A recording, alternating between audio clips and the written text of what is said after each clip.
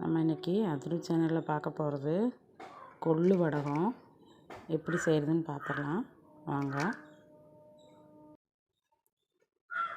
ஒரு கப்பு கொள்ளு எடுத்து வச்சுருக்கேன். இது 5 மணி நேரம் ஊறணும். தண்ணியில் ஊற வச்சு எப்படி செய்கிறதுன்னு பார்க்கலாம். தண்ணியில் ஊற வச்சுருக்கேன். 5 மணி நேரம் கழிஞ்சு ஊறினதுக்கப்புறம் நம்ம பார்க்கலாம்.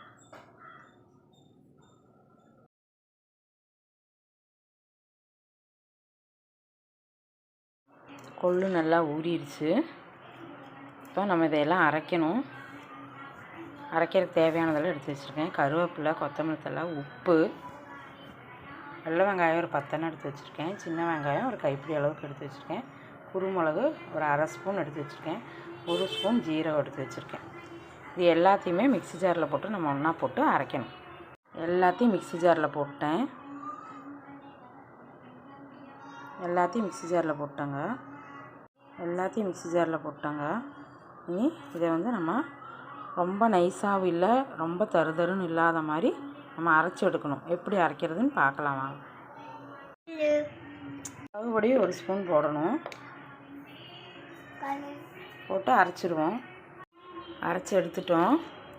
இது இப்படி பிடிக்கிற பொடியில் இப்படி பிச்சு வைக்கிற ஸ்டேஜ் அளவுக்கு வரணும்.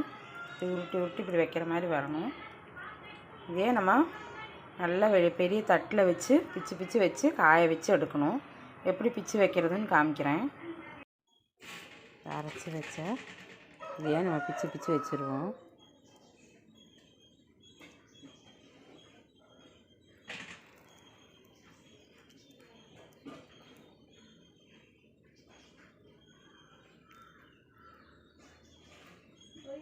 நல்லா டேஸ்ட்டாக இருக்கும் கஞ்சிக்கு.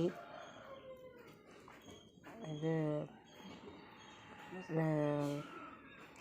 லெமன் ரைஸுக்கு கருவாடு மாதிரி இருக்கும் டேஸ்ட்டு.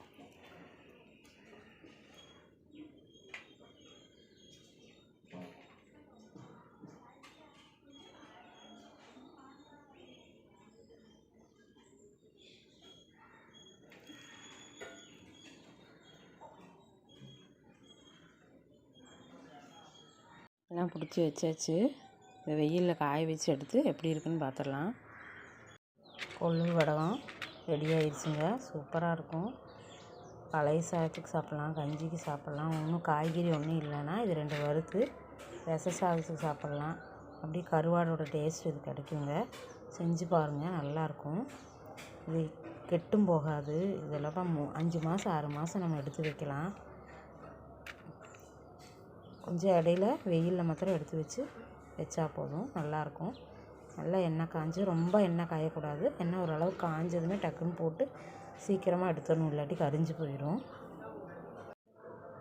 இந்த வீடியோ உங்களுக்கு பிடிச்சிருந்ததுன்னா லைக் பண்ணுங்கள், ஷேர் பண்ணுங்கள், சப்ஸ்கிரைப் பண்ணுங்கள். ஃபஸ்ட் டைம் பார்க்குறவங்களா இருந்ததுன்னா சப்ஸ்கிரைப் பண்ணி மறக்காமல் பெல் பட்டன் அமுத்துங்க. தேங்க்யூ.